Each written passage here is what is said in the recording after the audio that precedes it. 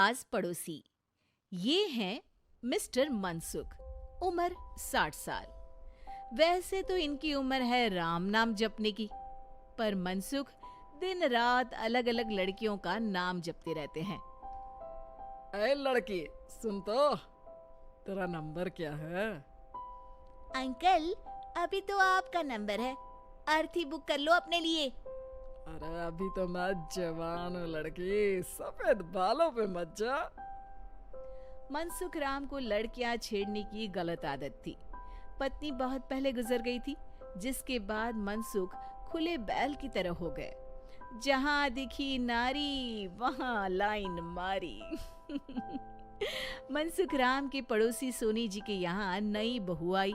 नाम था कल्याणी। अरे वाह बेटा कल्याणी, तेरे आते ही घर में खुशी खुशी हो गई है बेटा। अरे माँ जी, जलेबी खाओ, बात मत करो, बोलने से खुशी को नजर ना लग जाए। जैसे मोहल्ले की हर लड़की पे मनसुख की नजर थी, वो कल्याणी को भी बुरी नजर से देखता है। एक दिन कल्याणी छत पे मिर्ची सुखाने जाती है। दूसरे छत पे खड़ा मनसुख गाना गाने लगता है।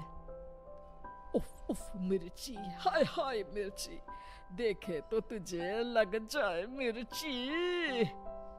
कल्याणी को लगता है कि यूं ही गा रहे हैं, शौकिया तौर पर ये तो होता ही रहता है। एक दिन कल्याणी आंगन में पौधों को पानी दे रही होती है। फूल हूँ गुलाब का, चमेली का न समझना, आशिक हूँ मैं आपका, सहेली का न समझना।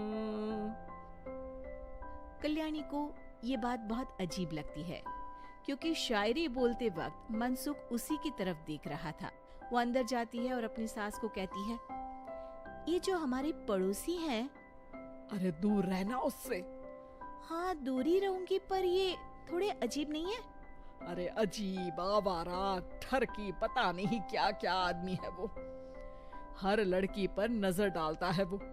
उसकी उम्र की वजह से कोई उसे कहता नहीं। बाकी उसे आसपास रखना भी नहीं चाहिए। अरे पर ऐसे थोड़ी ना चलेगा, FIR करवा देनी चाहिए। हवालात में हवा और लात खाएंगी तो समझ जाएंगे। अरे यही तो दिक्कत है ना समाज की। जिसके साथ दिक्कत होती है उसको भी समाज गुनहगार समझता है। लड़की अगर बोल दे कि फलाने ने मुझे छेड़ा है, तो कुछ लोग तो ये कहने लगते हैं कि लड़की की भी रजामंदी होगी ही। ये तो है, पर कुछ तो करना ही पड़ेगा। नहीं बेटा, कुछ मत कर। जबरदस्ती हम किसी से लड़ेंगे नहीं। हमारा परिवार इज्जतदार परिवार है।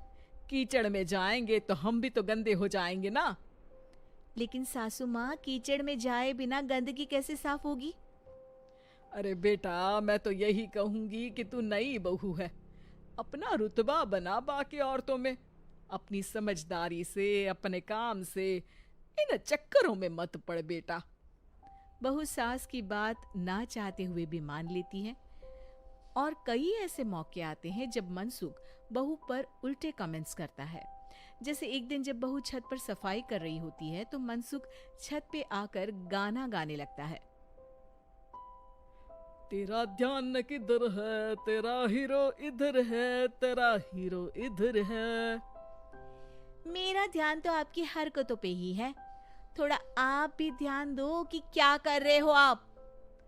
अरे बहुत तीखी हो और मुझे मिर्ची पसंद भी है। अरे वाह। बुढ़ाओ कहीं के। बहू वापस अपने कमरे में नीचे चली जाती है। वो किसी को बताती नहीं है कि आज मनसुख ने उसे क्या कहा, ताकि घर में टेंशन ना हो। एक दिन बहू घर के बाहर रोड पर ठेले वाले से सब्जी खरीदने जाती है। भैया, प्याज के भाव कम करो ना, बिना प्याज काटे ही रुला दोगे वरना। तभी बहू की नजर मनसुख पर पड़ती है, जो वहां से गुजर रही एक लड़की को देखकर कहता है, शीशी भरी गुलाब की पत्थर पे फोड़ दूं, तेरे लिए तो जाने मन जीना भी छोड़ दूं। लड़की सहम जाती है। उसकी उम्र शायद 18-19 साल की रही होगी। बहू ने जब ये देखा कि मनसुख ने इतनी छोटी उम्र की लड़की को तंग किया है, तो तो वो घर में जाके अपने पति से कहती है, तुम्हारा पड़ोसी मनसुख, अरे बहुत नीच आदमी है। अरे कुछ करते क्यों नहीं उसका? अरे मैं क्या करूं? पड़ोस में गंदगी है, हटानी तो पड़ेगी ना। मेरा साथ दोगे? दूंगा, लेकिन करना क्या है? हम फंसेंगे तो नहीं ना? डरो मत, अच्छे काम करने से डरना नहीं चाहिए।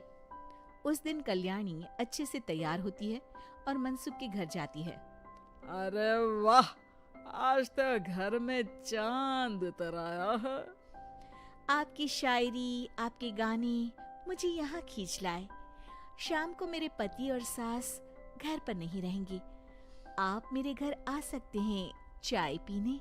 अरे जरूर जरूर, मुझे पता था तुम समझदार हो, पर इतनी जल्द मुझे पसंद करने लगोगी ये नहीं सोचा था। चाय पे इंतजार रहेगा। मनसुख शाम को कल्याणी के घर चला जाता है। आप बेडरूम में बैठिए, वहां चाय पियेंगे। अरे वाह, बेडरूम में चाय। मनसुख हंसता हुआ बेडरूम में जाता है और वहां का नजारा देख के घबरा जाता है। वहां पर मोहल्ले की वो सारी लड़कियां खड़ी हैं जिनको आज तक मनसुख ने छेड़ा था। कल्याणी भी बेडरूम में जाके दरवाजा अंदर से बंद कर लेती है। अब बेडरूम से सिर्फ डम डम डिशुम डिशुम की आवाज आती है और बीच बीच में मनसुख की चीखें भी सुनाई देती हैं।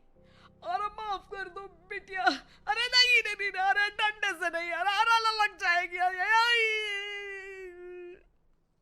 बेडरूम का दरवाजा खुलता है और मनसुख की हालत एक लुटे फटे कौवे जैसी हो जाती है।